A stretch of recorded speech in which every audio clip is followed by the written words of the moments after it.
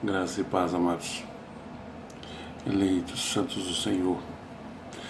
Bom, Hélio Gonçalves, canal Conversa em Graça, falando mais um pouquinho com aqueles que reinam em vida, né? Romanos 5,17 nos afirma isso. Vamos mais umas respostas aqui a respeito de Paulo, né? Muitos perguntam, né? Quer dizer que você prega mais não prega mais sobre Jesus Cristo, é Paulo agora? Não. Paulo foi o único que recebeu revelação. Essa é a questão. O que quer dizer a passagem, né? Essa pergunta vem de Fortaleza, Ceará. O que quer dizer a passagem que Paulo fala a respeito de lutei o bom combate. Vamos lá. Lutei um bom combate. Sendo que as pessoas falam muito a respeito dos apóstolos, né? Mas na realidade nós temos apenas um que recebeu essa revelação, que foi Paulo. Vamos lá. Essa expressão paulina, né? Lutei o bom combate, ela vem preparada no versículo 6, quando ele afirma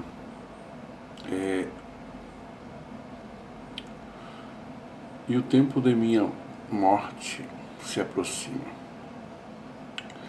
Bom, o que nós podemos dizer a respeito? A imagem que Paulo quer nos transmitir é que no final de sua vida está fazendo um balanço de todo o seu trabalho evangelizador, uma vez que conhecemos o desenvolvimento da vida de Paulo em sua atividade evangelizadora. Os conflitos que enfrentou para anunciar Jesus Cristo. Não é difícil entender que sua vida de apóstolo foi um combate constante nas batalhas diárias do anúncio de Cristo até a morte. Bom, até a morte foi um combate de prisão para prisão por causa do Evangelho. Ele morreu decapitado, né, por Cristo nos arredores da cidade de Roma, no ano 67 depois de Cristo. Paulo combateu com bravura, sem limites, correu no estádio da vida e alcançou a meta almejada. Foi fiel a Jesus Cristo no anúncio do seu Evangelho. Recebeu inúmeros talentos e todos os talentos colocou à disposição no anúncio do Evangelho. No final de sua vida, Paulo está satisfeito e realizado. O combate foi vencido, lutou sem esmorecer. A corrida no estádio ela foi vencedora. Foi digno administrador dos dons divinos, que hoje é muito difícil a gente encontrar isso, né? É muito fácil as pessoas dizerem assim que ela tem Jesus e que sabe que ela serve a Cristo, então é muito fácil. Isso aí até papagaio fala, né? Então isso aí em consequência, no final da existência, é digno de receber o prêmio de vencedor, a coroa e a palma da vitória. Essa é a questão, né, que ele fala a respeito desse bom combate, as lutas, né, essas 14 epístolas. A gente vai falar ao longo do tempo aqui sobre essas 14 cartas, né, 13, 14 cartas. Uns falam que é 13, mas eu entendo também que o livro de Hebreus, né, também foi escrita por ele, porque ela tem tudo do apóstolo Paulo nas cartas anteriores, né? Tudo conspira, tudo. E mais à frente a gente vai falar aqui, vai falar muito sobre Paulo, porque a maioria das pessoas às vezes elas não entendem a respeito da graça que foi revelada a esse apóstolo Paulo, porque muitas das vezes eu costumo sempre dizer que pouco se é pregado sobre o Novo Testamento, o Novo Pacto, a Nova Aliança. Pouco se é pregado. Prega-se muito o Antigo Testamento. Aquelas leis que tinham, né, os mandamentos ali, né, que eram 613. Então, tudo isso, ao meu ver, é pregado porque a igreja, esses líderes, eles têm que se aproveitar disso, porque nela consiste o diabo, pecado, medo, né? As maldições e tudo mais. Se você não fizer isso, se você não dizimar, se você não ofertar e tal. Então a maioria das pessoas hoje, elas vão à igreja não para buscar Cristo, para louvar Cristo, mas sim por medo. Veja que não posso ficar. Eu estive viajando agora esses dias aí, eu vi tanta coisa, sabe? As pessoas que se dizem cristãs e de repente. Mas é complicado, muito complicado mesmo. Nós teríamos que, sabe, que entender a respeito dos apóstolos, né? Esses heróis da fé. Que isso outrora no passado. Hoje, nós é que temos que ser esses heróis da fé. Mas é muito complicado, porque as pessoas pensam mais com o seu estômago, né? Com o seu bolso.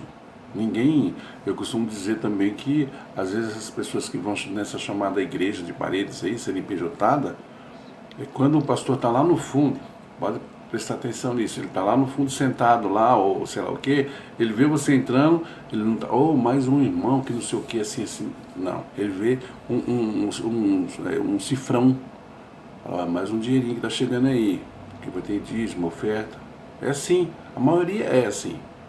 Eu não estou aqui generalizando, mas a maioria é. Sempre desse jeito. Não queira. É que nem a gente pregou aqui, teve um vídeo passado aí, onde eu falei a respeito dos fala mansa. Não é aquele conjunto de grupo de pagode, não.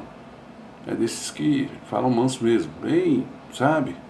Aí vai você falar, fulano de Deus e não sei o que, você vê. Pois é. Vai. Lá em 1 Coríntios, mais uma perguntinha, né? Ela vem do Rio de Janeiro. Mais uma perguntinha aqui que consta lá em 1 Coríntios, capítulo 1 a 12, né?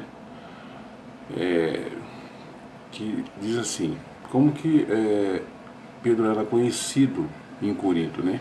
Como que ele era conhecido? Vamos lá. 1 Coríntios, vamos ver, 1, 12. Uns dizem, eu sou de Paulo, e outros, eu sou de Apolo, e outros mais, eu sou de Pedro, ou ainda, eu sou de Cristo. Bom, Paulo parte dessa questão existente no seio da comunidade, daquela cidade grega, né?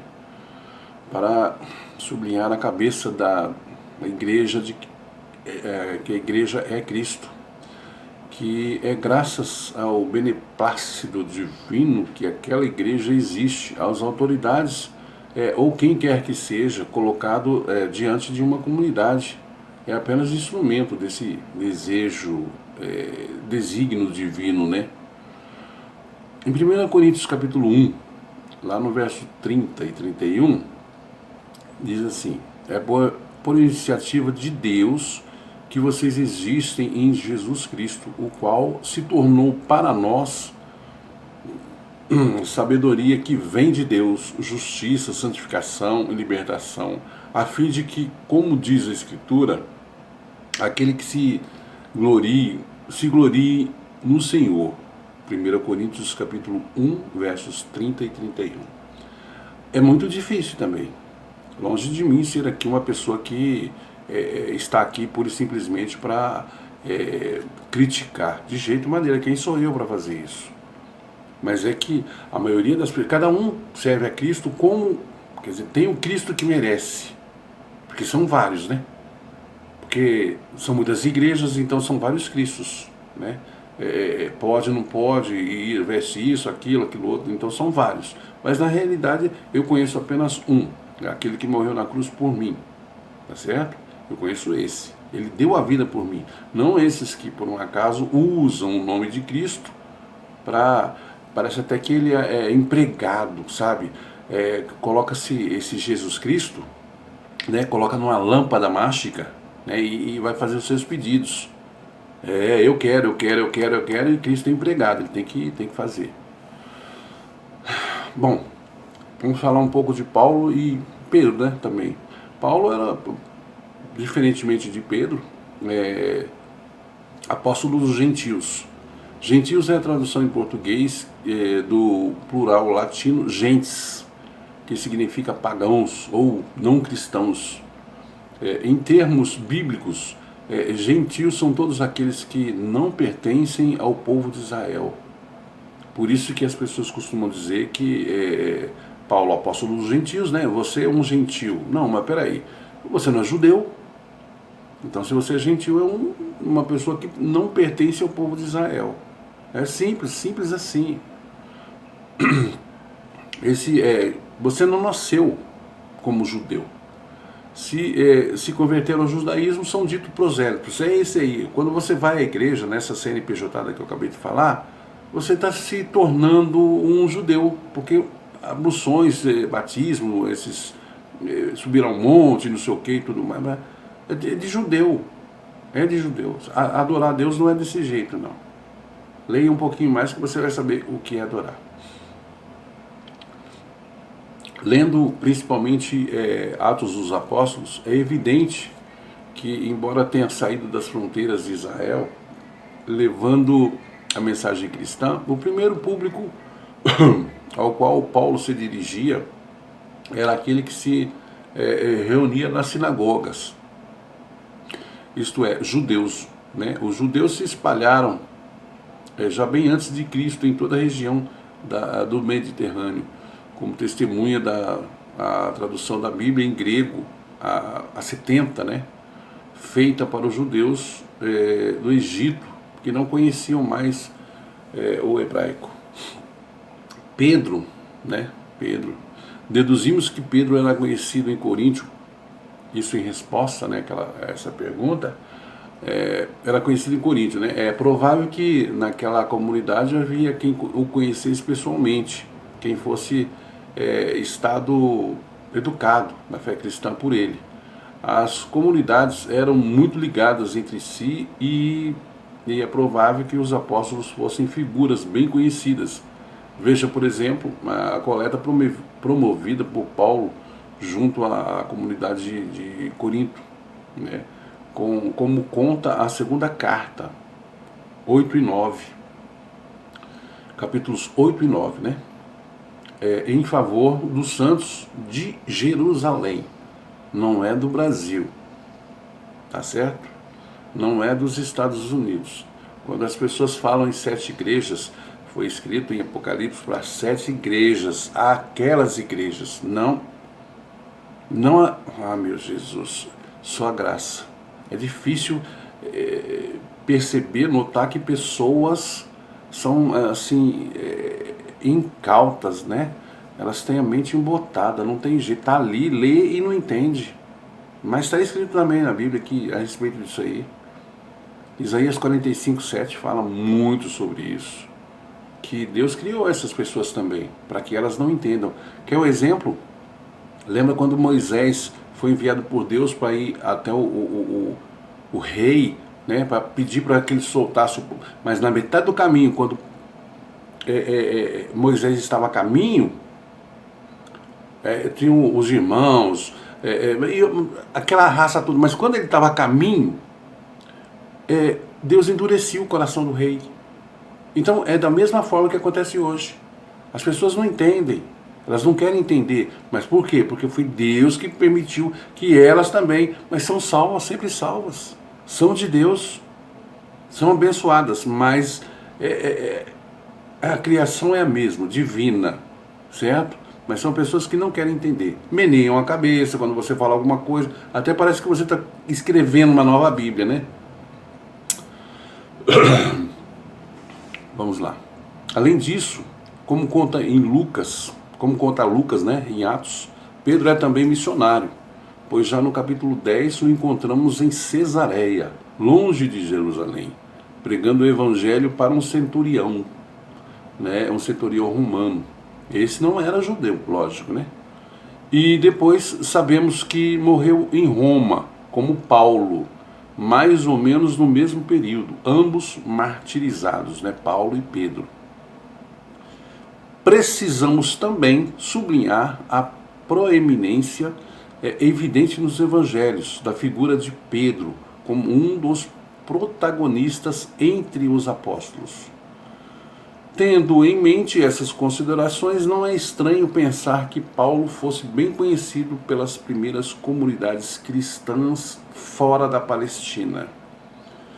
Em breve, a gente vai vir aqui com mais perguntas, com mais respostas, porque se nós temos coragem de perguntar, a Bíblia também tem coragem para responder. A Bíblia, isso quando eu digo no Evangelho genuíno, da graça. Então, é entendimento, tem que ter entendimento. Se não tem entendimento, não adianta. Vai ler 300 mil vezes a Bíblia e não vai entender nada. Se Deus não deu esse entendimento, não, mas porque fulano, porque Bertano, eu também. Não é negativo. Isso aí é só conversa para boi dormir. Ok? Mais adiante nós responderemos mais sobre Paulo. Tá certo? Eu escrevi aí livros todos baseados na vida de Paulo, né? Eu não escrevi para vender, foi para doar, para dar para as pessoas e tudo mais, para ter um pouquinho mais de entendimento. Sair um pouco lá daquele do antigo pacto, né? Já está falando antigo, e Romanos diz que se antigo, já tem um novo no lugar, então para que o antigo? Ele é apenas uma referência, é a sombra do novo, mas muitos não entendem. Sabe por quê? Porque os líderes religiosos, eles pregam somente sobre o velho, vai até lá no novo, mas é como eu sempre falo, aqueles 3 montinhos de açúcar, sal e cocaína, os 3 são brancos, certos? Mas um é doce, o outro é salgado e o outro é veneno. Então as aparências enganam, nem tudo que parece é. Ok? Ative esse sininho aí, visualize, compartilhe. E também nos comentários, faça perguntas e tudo mais, a gente vai procurar. Inclusive é até bom para mim, porque às vezes se eu não sei, eu vou ter que procurar, eu vou investigar também. Porque a gente não está aqui para dizer que sabe de tudo, não. Ninguém sabe de nada, a não ser o próprio Cristo. Esse, né? Porque Deus é o único que consegue ouvir o grito de um coração em silêncio. O Deus verdadeiro. Não é esse que anda pregando por aí, não. Tá certo? Graça e muita paz. Lembrando que se o medo bater a sua porta, mande imediatamente a fé atender. Aí, ela vai sair vazada. Ok? Até a próxima, então.